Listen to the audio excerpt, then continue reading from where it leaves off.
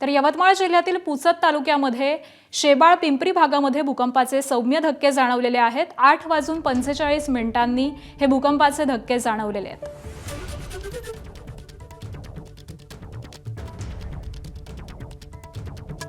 Iran अमेरिकेची इस्लामाबादेत आज चर्चा। रात्री उशिरा इराणच्या शिष्टमंडळाचं इस्लामाबादमध्ये स्वागत, तर अमेरिकेचे उपाध्यक्ष जेडी व्हान्स चर्चेत सहभागी होणार। इस्लामाबादमधील चर्चेआधी राष्ट्राध्यक्ष डोनाल्ड ट्रम्प यांची इराणला पुन्हा धमकी।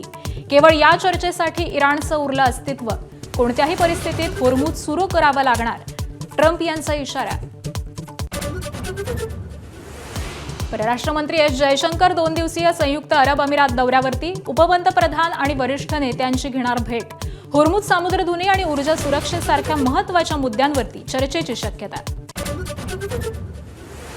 अशोक खरात आणि पत्नी कल्पना खरातची 3 बँक खाती ईडीकडून सील, सूत्रांची माहिती। ईडी आणि आयकर विभागाची भीती दाखवून फसवणूक केल्याची शक्यता। मनी लॉन्ड्रिंग प्रकरणी ईडीकडून गुन्हा दाखल।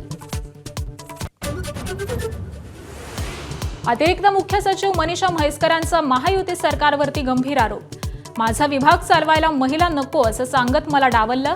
म्हैसकरांचं महिला अधिकाऱ्यांच्या मराठी साहित्य संमेलनात गौप्यस्फोट। हिंगोली, परभणी, नांदेड, वाशिम, यवतमाळ जिल्ह्यांना भूकंपाचे धक्के। 4.7 रिश्टर स्केलचा भूकंप। काही घरांना तडे गेल्याची माहिती। घाबरून न जाण्याचं प्रशासनाचं आवाहन। महात्मा फुलेंची आज जयंती। संसद भवन परिसरामध्ये राष्ट्रपती, पंतप्रधान, विरोधी पक्षनेत्यांकडून अभिवादन। अभिवादनानंतर पंतप्रधान मोदी आणि राहुल गांधींची चर्चा।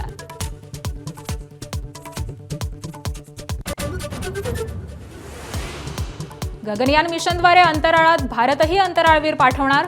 वायुदलाच्या मदतीनं इस्रोची गगनयान क्रू मॉडेलची यशस्वी एअरड्रॉप चाचणी। Video share. राजस्थान रॉयल्सचा रॉयल चॅलेंजर्स बंगळुरूवरती विजय। वैभव सूर्यवंशीची पुन्हा 26 चेंडूमध्ये 78 धावांची स्फोटक खेळी। आरसीबीला 90, राजस्थानचा सलग 4था विजय।